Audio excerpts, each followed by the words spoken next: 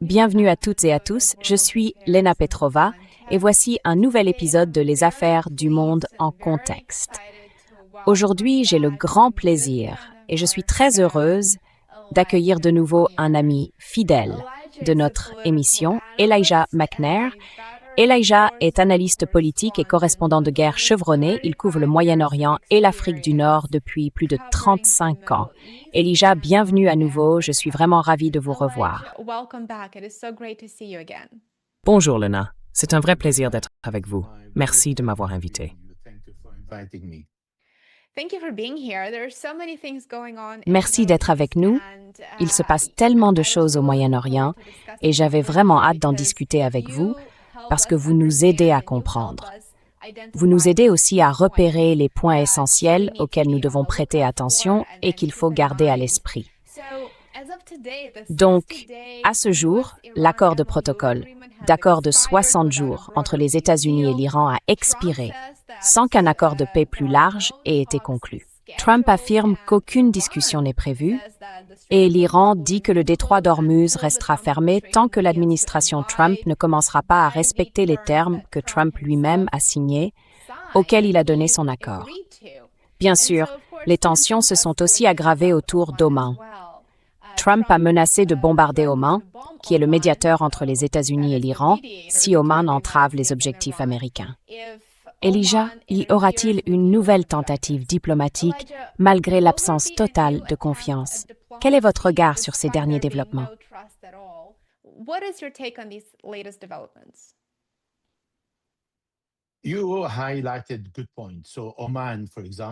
Vous avez soulevé de bons points. Prenons Oman par exemple. Ce n'est pas la première fois, c'est la deuxième fois. Et au fond, Donald Trump n'a jamais digéré le fait que le ministre omanais des Affaires étrangères se soit exprimé dès le tout début de la guerre que les Américains et les Israéliens ont menée contre l'Iran. Il a dit « En réalité, nous étions à un stade très avancé et les Iraniens avaient proposé beaucoup de bonnes concessions. Les négociations avançaient enfin, nous étions en train de réaliser une percée. » Et le ministre omanais des Affaires étrangères était assez contrarié par le début de la guerre, estimant qu'il n'y avait en fait aucune justification à une guerre, alors que les négociations atteignaient ce niveau de bonne compréhension mutuelle des deux côtés.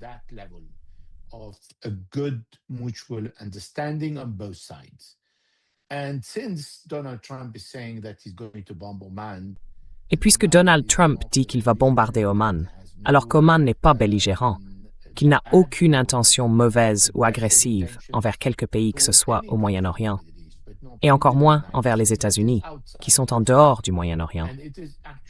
Oman est en réalité un négociateur, et il insiste pour que l'Iran respecte les lois internationales, y compris pour le passage par le détroit d'Ormuz, à tel point que l'Iran a renoncé à imposer des droits de navigation, afin de respecter l'accord des Nations Unies qu'Oman a signé et ratifié. L'Iran, lui, ne l'a pas ratifié au Parlement.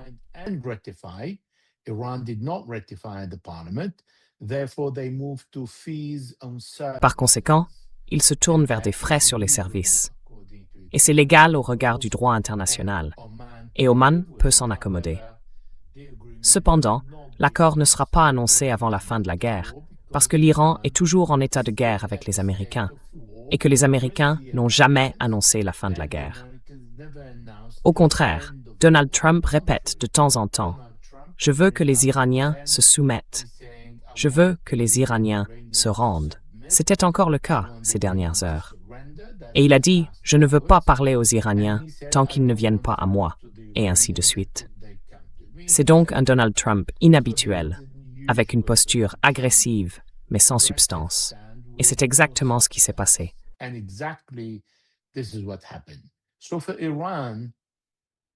Donc, pour l'Iran, les Américains ont tout essayé pour contraindre les Iraniens à se soumettre, et ils ont échoué. Ensuite, les Américains ont de détruire les capacités iraniennes le long du détroit d'Ormuz, et ils ont échoué. Parce que l'Iran n'a besoin que de quelques drones et de quelques missiles pour perturber sérieusement la navigation dans le détroit d'Ormuz. La question n'est pas de savoir qui le contrôle. La question est de savoir qui peut garantir une navigation sûre pour les navires et les pétroliers? Et les compagnies d'assurance et les armateurs ont une approche et une compréhension complètement différentes de ce que dit Donald Trump quand il affirme que le détroit d'Ormuz lui appartient et que cela fait partie de l'Amérique. Donc, il dit vraiment n'importe quoi.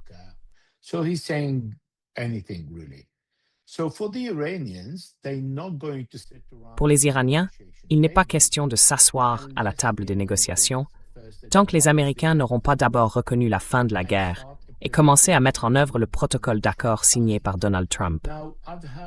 Or, j'ai entendu beaucoup de commentateurs ou d'analystes américains dire que l'Iran avait violé ce protocole d'accord et n'avait pas déminé le détroit d'Ormuz. Admettons-le un instant et faisons comme s'ils avaient raison. Les Américains ont repris l'attaque contre l'Iran 3 semaines après la signature du protocole d'accord, alors que l'Iran disposait de 30 jours, selon le paragraphe 5, pour déminer le détroit d'Ormuz, et de 60 jours pour garantir la libre navigation, avant que celle-ci ne reprenne sans exiger de frais. Donc, les Américains n'ont pas pu attendre 30 jours, soit 4 semaines et quelques jours. Ils ont recommencé à bombarder l'Iran dès la 3e semaine.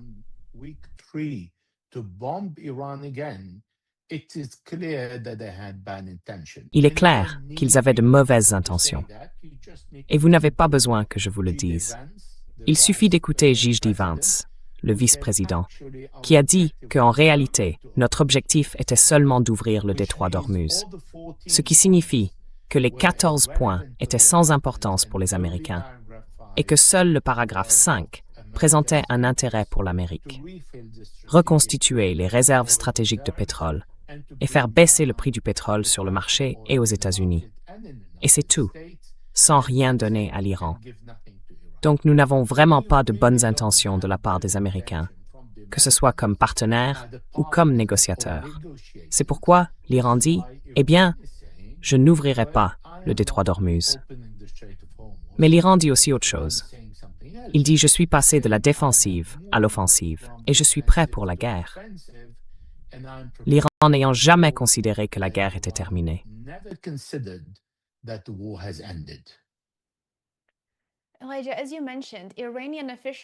Elijah, comme vous l'avez indiqué, des responsables iraniens signalent désormais qu'ils sont prêts à adopter une posture militaire plus offensive.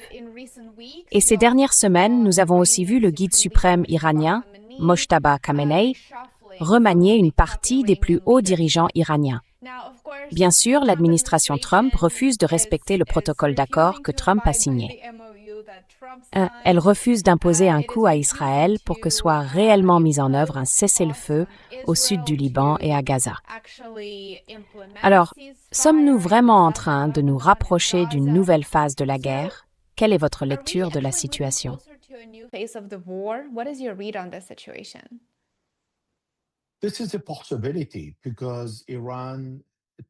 C'est une possibilité, parce que l'Iran comprend aujourd'hui que les Américains sont engagés dans une machine de guerre pour vaincre l'Iran. Et l'Iran ne va pas accepter d'attendre indéfiniment que Donald Trump impose un blocus à l'Iran et au reste du monde, parce qu'ils ont affaire à un président irrationnel. Un président qui considère que le pétrole du Venezuela lui appartient, qui considère aujourd'hui que les 31 tonnes d'or, détenues dans une banque britannique et appartenant au Venezuela, d'une valeur de 4 milliards de dollars, sont à lui et qu'il va les prendre, qui considère que le Canada devrait faire partie des États-Unis, que le Groenland devrait être pris par les États-Unis et non rester au Danemark, et qui cherche à s'emparer de tout ce qu'il peut prendre.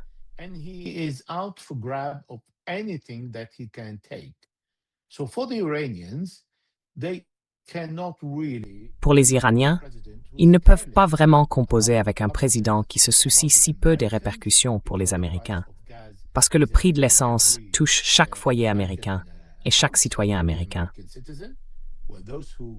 Enfin, ceux qui ne peuvent pas vraiment se permettre de payer plus cher pour tout, car les transports font augmenter le prix de toutes les marchandises. Et lui ne pense qu'à lui-même. On l'a vu en 2018 lorsqu'il a déchiré le JCPOA, l'accord nucléaire entre Barack Obama, représentant les États-Unis d'Amérique, et l'Iran pour chercher un meilleur accord.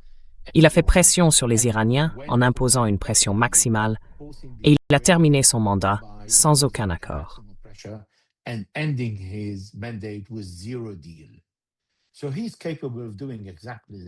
Il est donc capable de faire exactement la même chose et de dire « D'accord, eh bien j'affame la population iranienne », parce qu'il l'a dit il y a quelques mois. Les sanctions sont en réalité faites pour que la population iranienne ressente la souffrance. Il s'en fiche. Si les Iraniens souffrent, il s'en fiche. Si les Américains souffrent, il s'en fiche. Et il peut terminer son mandat dans ces conditions.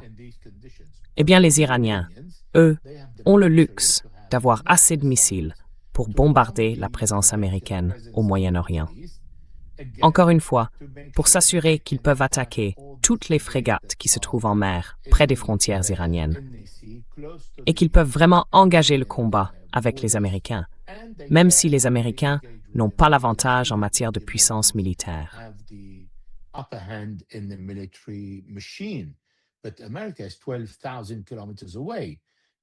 Mais l'Amérique est à 12 000 kilomètres et l'Iran est là, géographiquement.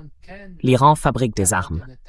Et l'Iran peut désormais intervenir et attaquer les États-Unis en disant « Je veux briser le blocus ». Parce que le blocus, selon les Nations Unies, est un acte de guerre. C'est un acte illégal contre le pays. Donc oui, il est possible que l'Iran franchisse cette étape, à moins que des pays comme le CCG, le Qatar ou Oman n'interviennent et n'essaient de négocier la fin du blocus. Car le Qatar, c'est pour cela que je le mentionne, est l'un des pays les plus touchés par ce blocus, avec l'Irak et le Koweït, parce qu'ils n'ont vraiment pas d'autre issue.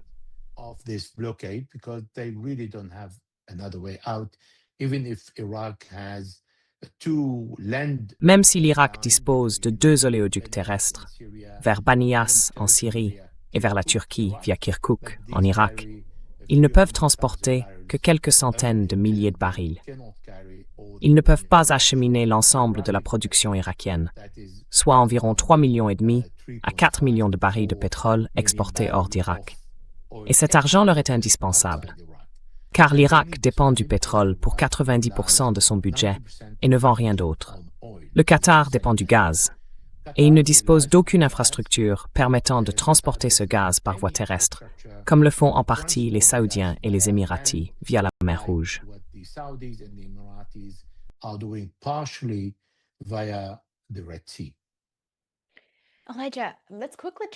Elijah, tournons-nous rapidement vers Oman, car Oman a traditionnellement joué le rôle d'intermédiaire entre Washington et Téhéran. Donc, si Oman est écarté du processus diplomatique, s'il est menacé par l'administration Trump, qui peut réellement servir de médiateur entre les États-Unis et l'Iran.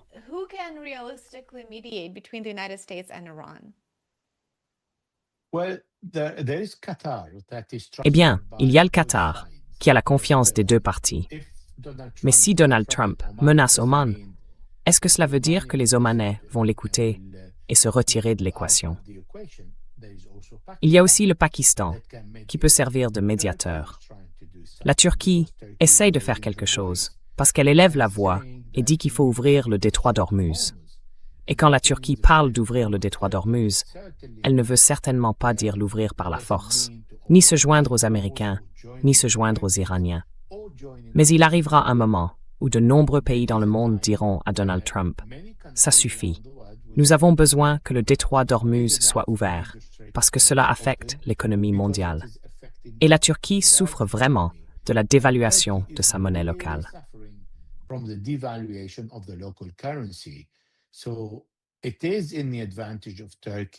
Il est donc dans l'intérêt de la Turquie, du Qatar et du Conseil de coopération du Golfe de voir le détroit d'Ormuz rester ouvert. Et il est dans l'intérêt du monde de voir cette guerre prendre fin, en particulier en Europe où l'hiver approche. Les pays européens doivent commencer à stocker du gaz et du pétrole pour l'hiver. Et ils ne le font pas, parce qu'en réalité, le Qatar produit 20% du gaz mondial. Et lorsque le Qatar ne peut pas livrer l'Asie, les pays asiatiques vont chercher ailleurs.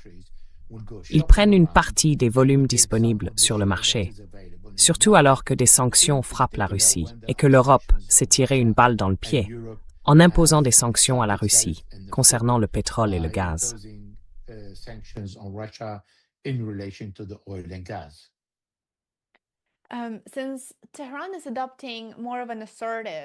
Alors que Téhéran adopte une posture plus affirmée, plus offensive, il semble que l'Irak se rapproche en même temps du cœur même de ces événements. Expliquez-nous les promesses de désarmement dont je crois nous avions parlé la dernière fois. Il y a eu de nouveaux développements depuis. Et comment l'Irak se retrouve-t-il de plus en plus entraîné, de fait, dans ce conflit entre les États-Unis et l'Iran? Quel rôle pourrait-il jouer dans l'évolution du conflit et dans l'influence dont l'Iran dispose dans la région?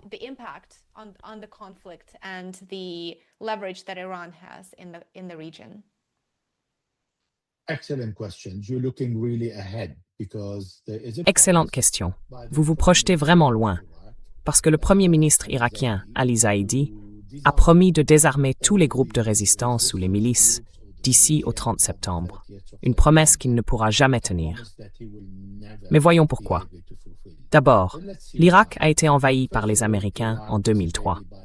Ensuite, il y a eu Al-Qaïda en Irak, qui s'est transformé en Daesh, l'État islamique. Puis Daesh a pris une partie de la Syrie, avant de revenir en Irak et de s'emparer du nord-est du pays. C'est à ce moment-là que les Américains sont revenus.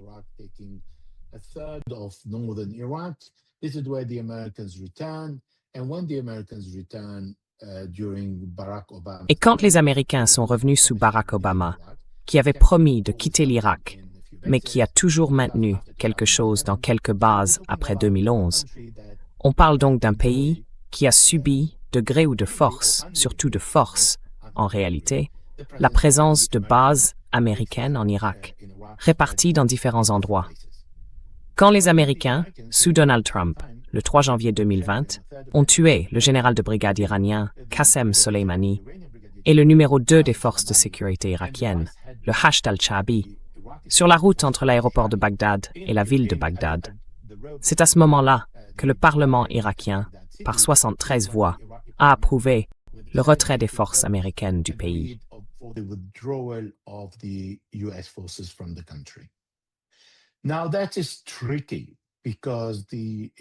C'est compliqué parce que le Parlement irakien a accepté la demande du Premier ministre irakien, Adel Abdelmahdi.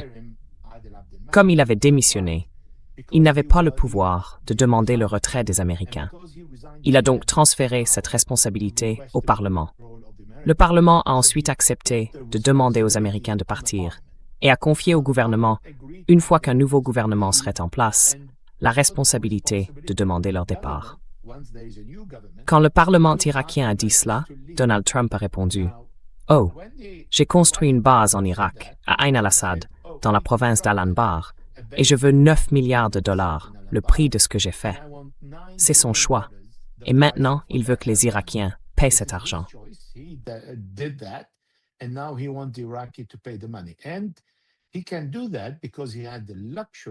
Et il peut le faire parce qu'il a ce luxe depuis 1990. Il existe un programme appelé « Pétrole contre nourriture » dans le cadre d'une résolution des Nations Unies qui fait pression sur Saddam Hussein pour qu'il ne vende le pétrole que pour acheter de la nourriture et des produits de première nécessité. Par conséquent, l'argent que l'Irak reçoit de la vente du pétrole va à la Banque fédérale américaine. Et cela n'a pas changé jusqu'à aujourd'hui. L'Irak dépend du pétrole pour 90% de son budget, parce qu'il compte des millions d'employés. Cela fait partie de la corruption en Irak. Et 90% de ce budget repose sur le pétrole. Donc sans pétrole, c'est-à-dire sans les dollars américains, ils ne peuvent pas vraiment, sans la bénédiction des Américains, recevoir l'argent appartenant à l'Irak, qui va à la Banque fédérale aux États-Unis avant de revenir en Irak. L'Irak ne peut pas survivre.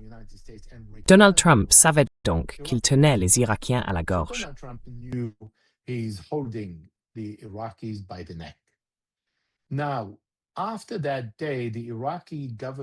Après ce jour-là, le gouvernement irakien a demandé aux Américains de réduire leur présence et de parler d'un calendrier de retrait.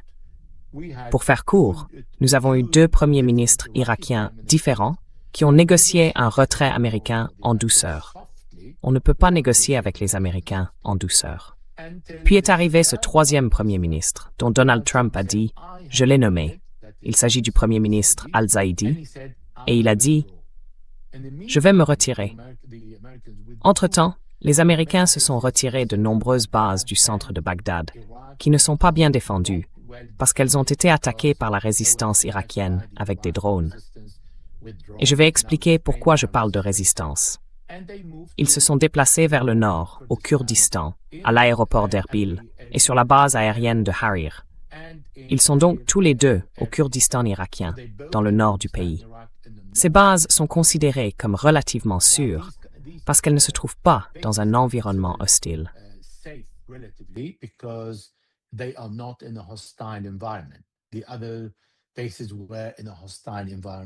Les autres bases se trouvaient dans un environnement hostile, selon les services de sécurité américains.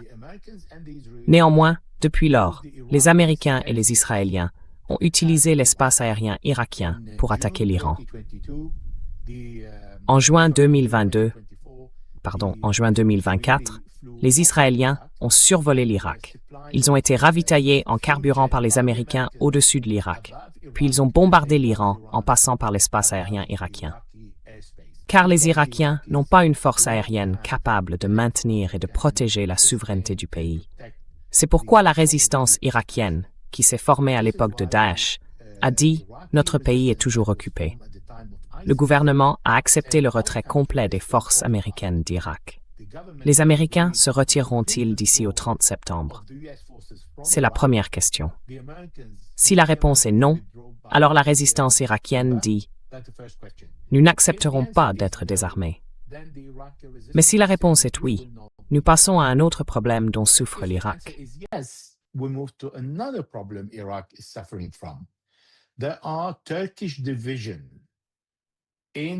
Il y a des divisions turques au Kurdistan. La Turquie a établi 15 bases militaires différentes dans le nord. Et la Turquie affirme qu'en réalité, le dirigeant du Kurdistan, Massoud Barzani, lui a demandé de rester dans le pays pour entraîner les Peshmergas, qui sont, disons, plus ou moins l'armée kurde. Ce sont donc les milices kurdes, ou l'armée kurde. C'est plus ou moins la même chose. La résistance irakienne dit donc que notre pays est toujours occupé par la Turquie, qui ne veut pas partir. Et chaque fois que le gouvernement irakien évoque un retrait turc, la Turquie ferme le robinet de l'eau qui coule de Turquie vers l'Irak.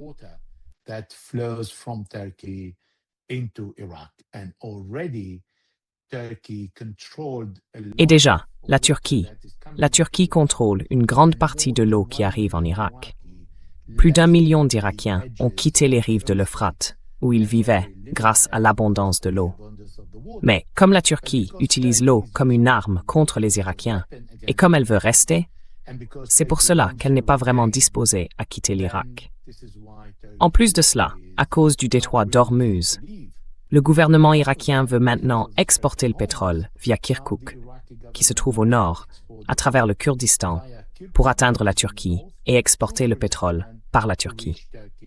Et la Turquie tient de nouveau les Irakiens à la gorge et dit « Eh bien, maintenant, je n'ai pas seulement l'eau, mais aussi le pétrole, et je ne quitte pas l'Irak. » La Turquie n'a donc aucune intention de quitter le pays.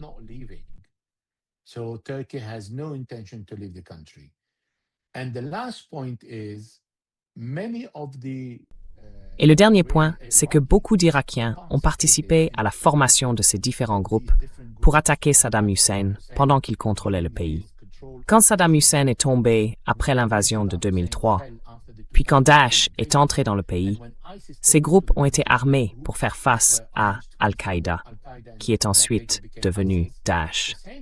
Ces mêmes groupes qui ont rejoint le Hashd al-Sha'bi, les forces de mobilisation populaire, font désormais partie des forces de sécurité irakiennes, sous le commandement direct du Premier ministre irakien.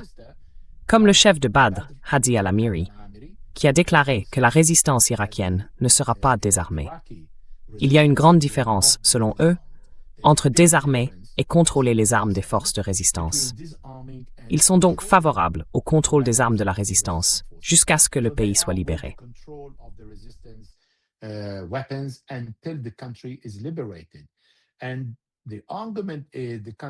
Et l'argument, c'est que le pays doit être libéré et retrouver sa souveraineté en contrôlant son espace aérien, afin d'empêcher les Américains ou les Israéliens de survoler l'Irak et de bombarder les Irakiens. Mais ce n'est pas tout. Il y a seulement quelques semaines, l'Arabie saoudite a attaqué les forces de sécurité irakiennes, les forces de sécurité légales, faisant plus de 23 morts et 50 blessés. Cela signifie que même l'Arabie saoudite peut violer l'espace aérien irakien. Puisque l'Irak n'est pas pleinement souverain, ces gens soutiennent donc qu'il n'y a en réalité aucune raison pour que le Premier ministre se lance dans un projet aussi ambitieux et impossible, en disant « Je vais désarmer les milices », uniquement parce qu'il est un ami de Donald Trump, et que Donald Trump veut qu'il se débarrasse de ceux qui pourraient représenter une sorte de menace pour la présence des forces américaines en Irak.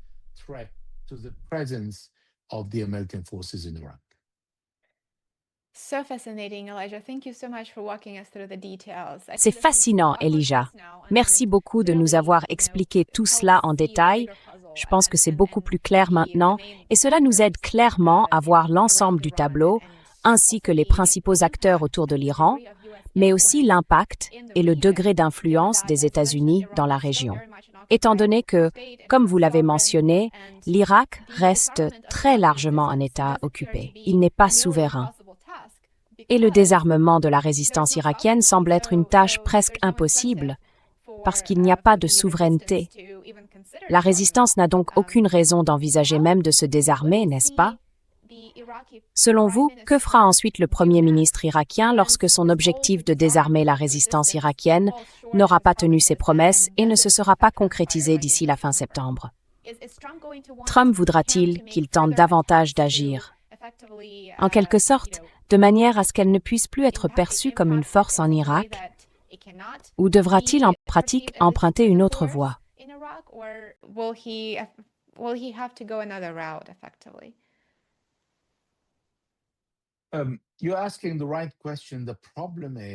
Vous posez la bonne question.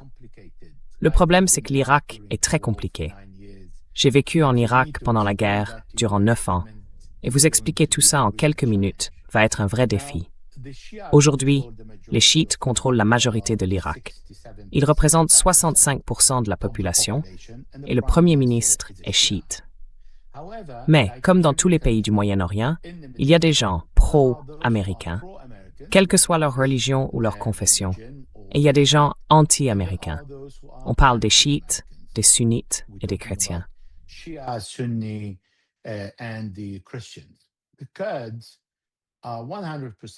Les Kurdes sont pro-américains à 100%, même s'ils ont été trompés par les Américains lorsque leur dirigeant, Massoud Barzani, voulait l'indépendance. À ce moment-là, les Américains ont dit « Nous ne vous soutenons pas ». Et le seul soutien qui comptait est venu d'Israël. Et pourquoi Israël? Parce que le père de Massoud Barzani, le dirigeant kurde, était autrefois un ami très proche. Il recevait la visite du Premier ministre israélien et du chef d'état-major en Kurdistan. Le Kurdistan entretient donc une relation très étroite avec Israël, avec le Mossad. Ils ont une base du Mossad au Kurdistan. Bien que le Kurdistan fasse aujourd'hui partie de l'Irak, le comportement du Kurdistan a mis la pression sur le gouvernement irakien.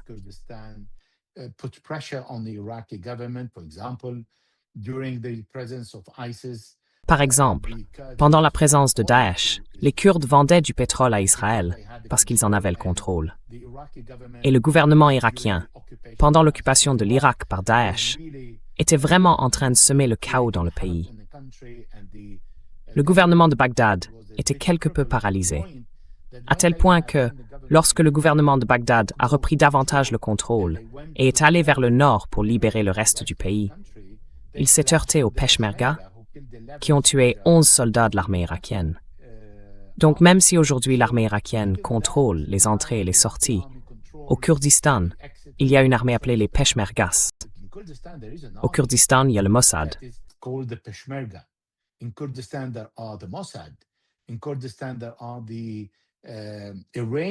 Au Kurdistan, il y a des groupes iraniens anti-Iran qui sont entraînés par le Mossad et par la CIA. C'est le même groupe auquel Donald Trump a dit que nous envoyons des armes. ils sont au Kurdistan irakien. Mais si l'on veut aller encore plus loin, Abu Musab al-Zarqawi, la première personne que Colin Powell, le secrétaire d'État américain, a rendu célèbre et qui a permis de trouver la raison de combattre Al-Qaïda en Irak, se trouvait au Kurdistan avec un très petit groupe. Et les Américains l'ont rendu célèbre. Il est donc venu à Bagdad et a formé Al-Qaïda en Irak. Voilà donc une première complication. La deuxième, ce sont par exemple les sadristes dirigés par Moqtada al-Sadr. Moqtada al-Sadr faisait partie des premiers groupes chiites à combattre les Américains.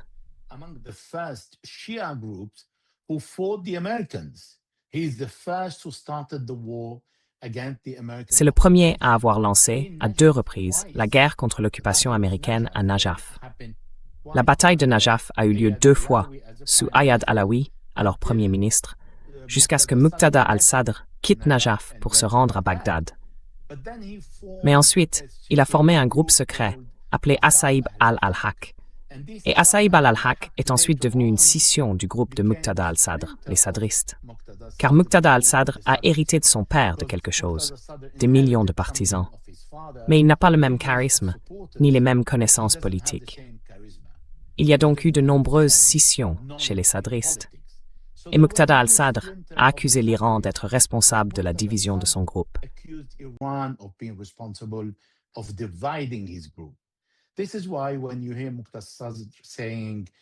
C'est pour ça, quand vous entendez Moqtada al-Sadr dire « Oui, je veux que tous les groupes chiites des milices irakiennes soient désarmés », je vous raconte cette histoire. Parce que Moqtada al-Sadr en veut à l'Iran. Et parce qu'il veut que tous ces groupes soient désarmés. Parce qu'ils viennent tous du mouvement sadriste. Si l'on parle des Nujaba et d'Akram al-Ka'bi, Akram al-Ka'bi était le numéro 2 de l'armée du Mahdi à Najaf. Quand l'armée du Mahdi, qui appartient à Moqtada al-Sadr, combattait les Américains. Le groupe Imam Ali, c'était al-Zaidi.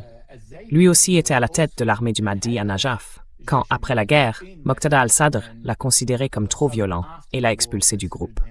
Ensuite, l'Iran est intervenu et il a pris un groupe pour en former un autre, Qais al-Khazali.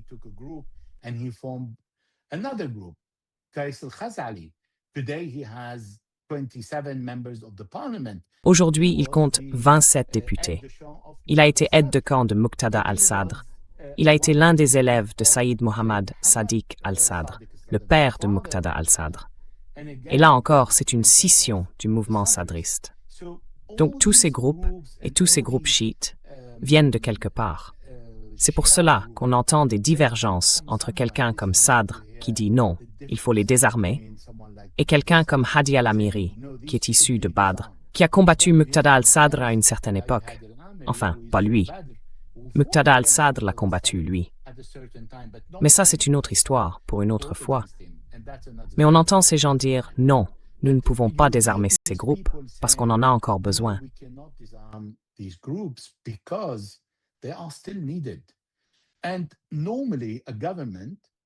Et normalement, un gouvernement qui ne contrôle pas le groupe ou qui prétend ne pas le contrôler, en réalité, ces groupes servent les intérêts de ce gouvernement, mais pas ceux des Américains.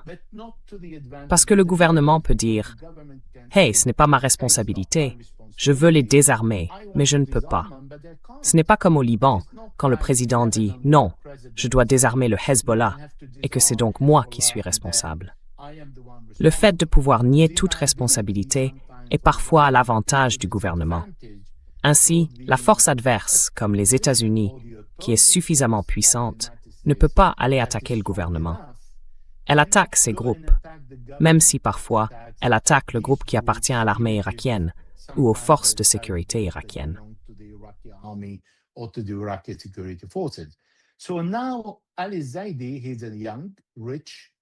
Alors maintenant, Ali Zaidi, c'est un jeune homme riche.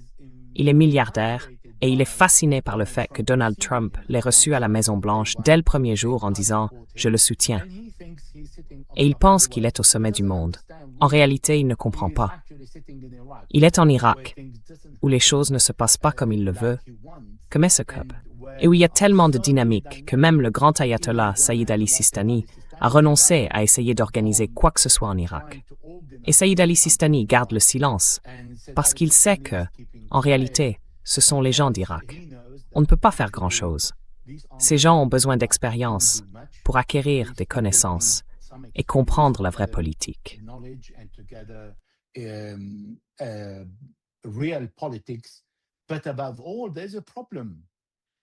Mais surtout, il y a un problème. L'Irak est occupé. Les finances irakiennes sont sous le contrôle des Américains. Les Américains violent l'espace aérien irakien. Les Américains tuent des membres des forces de sécurité irakiennes. Le danger de Daesh n'a pas été éliminé parce que ceux qui ont déclenché Daesh sont toujours en vie. Ils existent toujours dans les pays du Golfe, parmi les Américains et aussi en Turquie. La Turquie a menacé d'occuper davantage de territoires en Irak lorsque le Hashd al-Kaabi, avant de faire partie du gouvernement, a menacé les forces turques.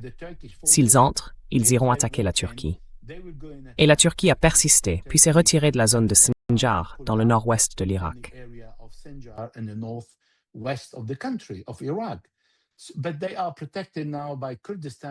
Mais ils sont désormais protégés par le Kurdistan, parce que le gouvernement irakien ne veut pas vraiment entrer en conflit avec les Kurdes. Et quand je parle des Kurdes, alors qu'ils ont une base du Mossad, une base anti-iranienne, je vais compliquer encore un peu les choses pour vous et pour le public. En réalité, celui qui a sauvé le Kurdistan, c'est l'Iran. Quand Qassem Soleimani est arrivé avec ses 4 avions, comme l'a dit Massoud Barzani, c'est sur Google, chargés d'armes, avec des cargaisons entières d'armes, pour défendre le Kurdistan et empêcher Daesh d'y avancer, alors que les Américains refusaient de fournir des armes aux Kurdes et au gouvernement irakien.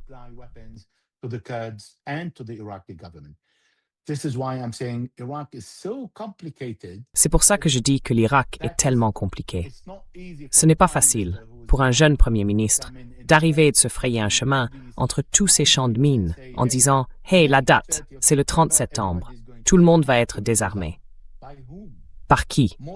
Plus de la moitié du gouvernement irakien et des Hashd al-Shaabi irakiens sont d'anciens miliciens.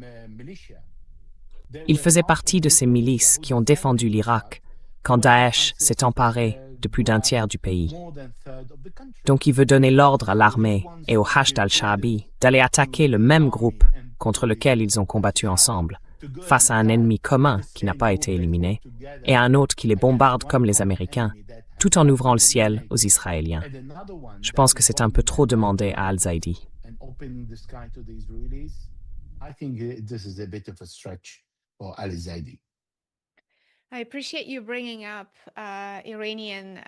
Je vous remercie d'avoir évoqué le général iranien Qassem Soleimani, parce que je pense que très peu d'Américains et probablement très peu d'Occidentaux connaissent sa contribution dans la lutte contre Daesh. Il est donc présenté comme une figure très négative par les médias occidentaux traditionnels. Et bien sûr, sous la première présidence de Trump, l'administration Trump a approuvé son assassinat. Il faut donc aussi en tenir compte. Mais très peu de gens comprennent la dynamique en jeu et sa contribution dans la lutte contre Daesh. Et je pense que votre commentaire qui soulignait l'importance de Qassem Soleimani et de son aide est incroyablement important.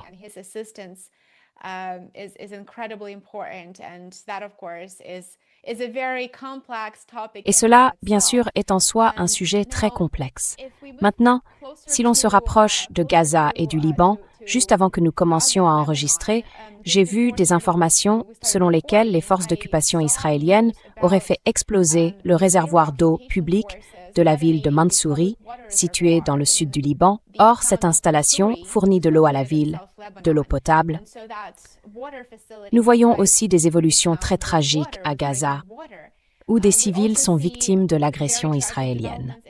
Alors, l'administration Trump est-elle finalement incapable de freiner Israël et d'imposer un cessez-le-feu, ou bien ne le veut-elle pas?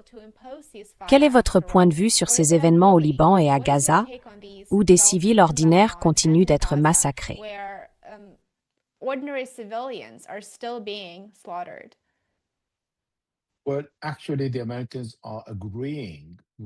En réalité, les Américains sont d'accord avec le Premier ministre Benjamin Netanyahou pour faire ce qu'il veut à Gaza et au Liban, au nom de la protection de la sécurité d'Israël. Vous voyez, après le 7 octobre, la doctrine israélienne a changé. Ils ont déplacé la bataille dans d'autres pays. Ils occupent ce que les Israéliens définissent comme des zones de sécurité, c'est-à-dire des territoires de Gaza, du Liban et de la Syrie, ainsi que la Cisjordanie. Et ils s'emparent de davantage de terres au nom de la protection des Juifs en Israël. C'est un prétexte très mensonger, parce qu'en réalité, ce n'est pas ce qui se passe. Ce qu'ils font, c'est appliquer plus ou moins le rêve d'un grand Israël dont Benjamin Netanyahou a parlé. Pas moi.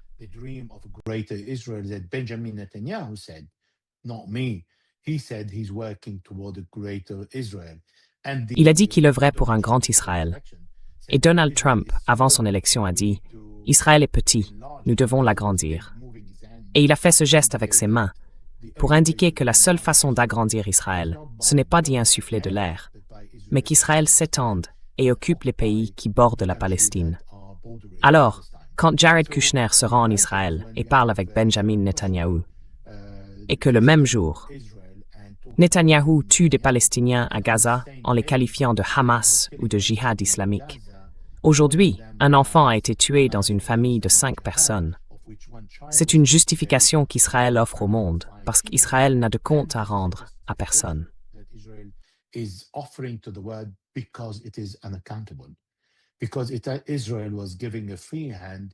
Parce qu'Israël a eu carte blanche pour bafouer toutes les lois internationales et qu'il s'en moque tant que les Américains le protègent.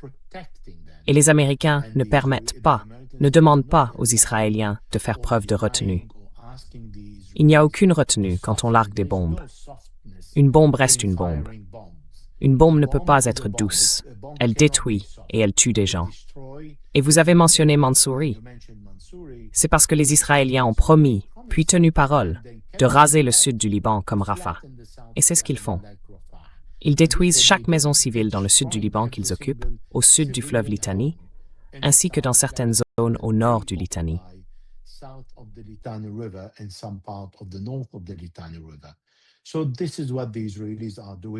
Voilà ce que font les Israéliens. Ils font tout exploser, sans se soucier du droit international. Ils ne se préoccupent pas de savoir ce qui est civil ou non. Ils ne font pas la distinction entre les deux. Et à Gaza, ils occupent 65 à 70% de la bande de Gaza. Les Américains ne leur demandent pas de partir, ni d'arrêter de s'étendre. Ils ne leur demandent pas d'arrêter de tirer et d'accepter le cessez-le-feu. Le Hamas a accepté de remettre ses armes à l'autorité palestinienne qui va contrôler Gaza. Et les Israéliens ont dit clairement « Nous rejetons les 15 points américains ». Donc ils s'en fichent. Alors pourquoi Jared Kushner vient-il voir Benjamin Netanyahou et pour lui parler de quoi?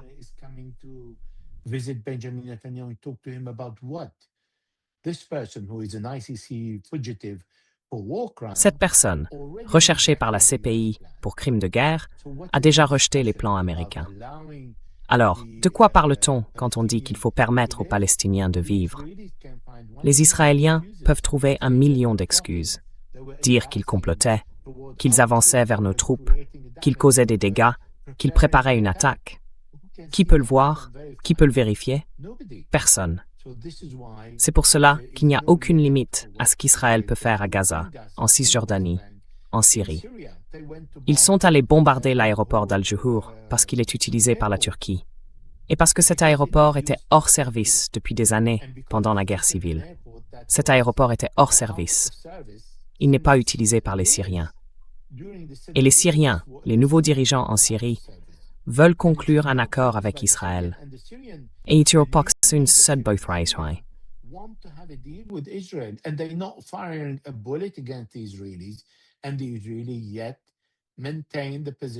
Et les Israéliens maintiennent toujours qu'ils veulent pouvoir bombarder en Syrie tout ce qu'ils veulent, pour s'assurer que la Turquie n'y ait pas d'ancrage. Mais c'est la Turquie qui a porté Ahmed al-Kara, le nouveau président syrien. Donc, inévitablement, la Turquie a un ancrage en Syrie. Mais les Israéliens s'y opposent. Pour quelle raison? Même les Américains sont en colère contre les Israéliens. en colère, mais sans agir, sans rien faire pour arrêter Israël. Voilà la différence. Publiquement, Tom Barrack, l'envoyé présidentiel américain, s'est plaint des bombardements. Mais se plaindre n'empêche pas Benjamin Netanyahou de dormir, ni d'ordonner la destruction de la cible qu'il veut. Voilà donc la politique d'Israël aujourd'hui. S'étendre. Et Benjamin Netanyahou est bien plus dangereux aujourd'hui, et pour les 2 prochains mois, parce qu'il est confronté à des élections.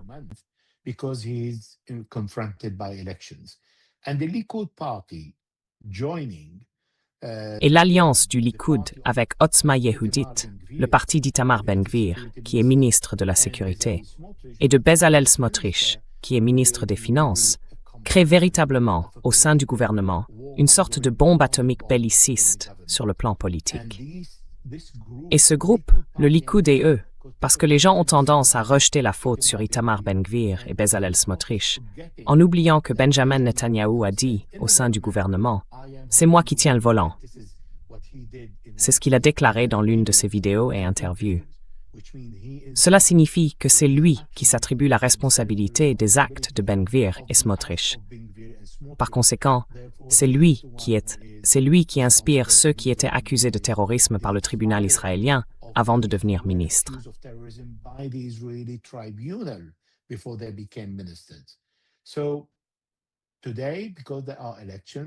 Alors aujourd'hui, parce qu'il y a des élections, ces 3 groupes veulent faire la guerre aux Palestiniens de Cisjordanie plus que jamais. Et c'est ce qu'ils font. Ils étendent les colonies, ils donnent carte blanche aux colons pour tuer des Palestiniens, pour expulser des Palestiniens de leurs villages dans les zones A et B, les zones sous le contrôle total des Palestiniens. Benjamin Netanyahou ne reconnaît de toute façon pas d'État palestinien.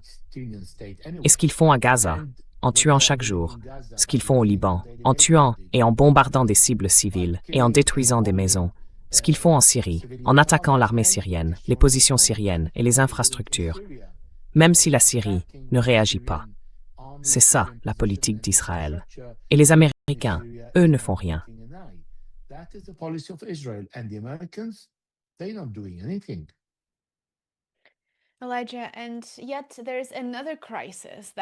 Elijah, il y a aussi une autre crise dont nous pourrions peut-être parler pour terminer. Lundi 17 août, le Guardian a publié un article révélant l'état déplorable et déclinant des marins américains déployés dans le Golfe. Et c'est très important de le garder à l'esprit, car l'article évoque une alimentation insuffisante, une eau potable de mauvaise qualité et l'absence de soutien psychologique. Cela alors que, bien sûr, des centaines de marins américains restent en mer pendant des mois sans toucher terre afin de servir les intérêts d'un pays étranger, les intérêts d'Israël. Alors la question est la suivante.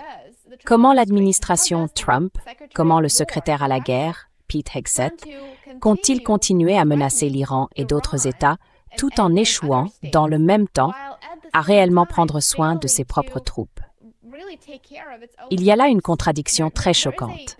J'aimerais beaucoup que tu pour clarifier cette question.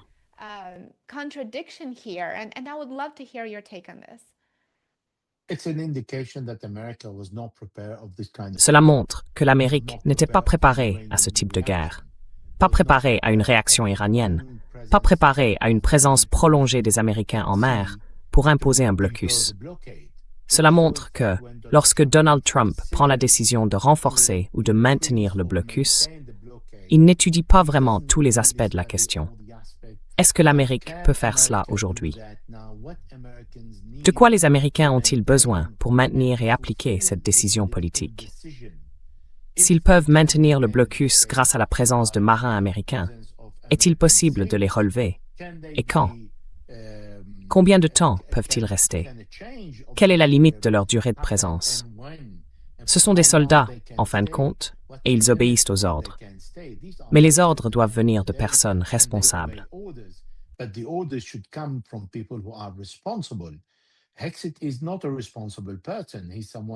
Hegseth n'est pas quelqu'un de responsable. C'est quelqu'un qui dit ou fait tout ce que dit Donald Trump.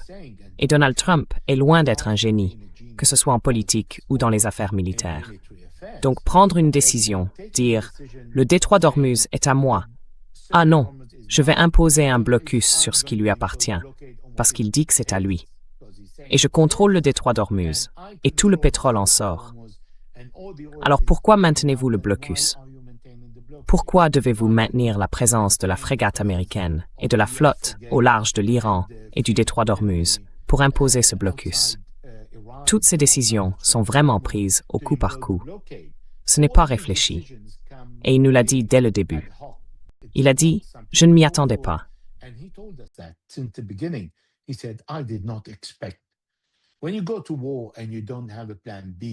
Quand on part en guerre sans avoir de plan B, alors on ne prévoit rien, parce qu'on se berce d'illusions. Et si cela ne se traduit pas dans les faits, alors toutes ces conséquences vous retombent dessus. Et ce que fait Donald Trump pour se défendre, c'est qu'il accuse les journalistes qui rapportent ces informations de diffuser des fausses nouvelles, et il ne veut pas leur parler. Alors il les intimide. C'est la réaction de quelqu'un qui n'est pas responsable. Et quand il dit « Je me fiche des élections », il dit « Je me fiche du peuple américain.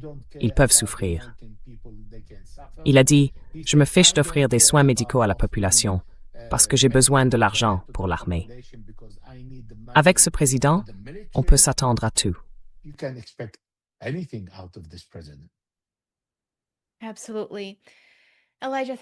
Absolument. Elijah, merci infiniment de vous être joint à nous et merci pour cette conversation fascinante, très détaillée, que j'ai vraiment beaucoup appréciée. J'ai hâte de vous recevoir à nouveau dans l'émission. Et pour nos téléspectateurs, je vous recommande vivement, vivement de suivre Elijah sur X et de consulter son site Internet. Je mettrai le lien dans la description sous cette vidéo. Elijah, merci beaucoup pour votre temps et pour cette conversation passionnante.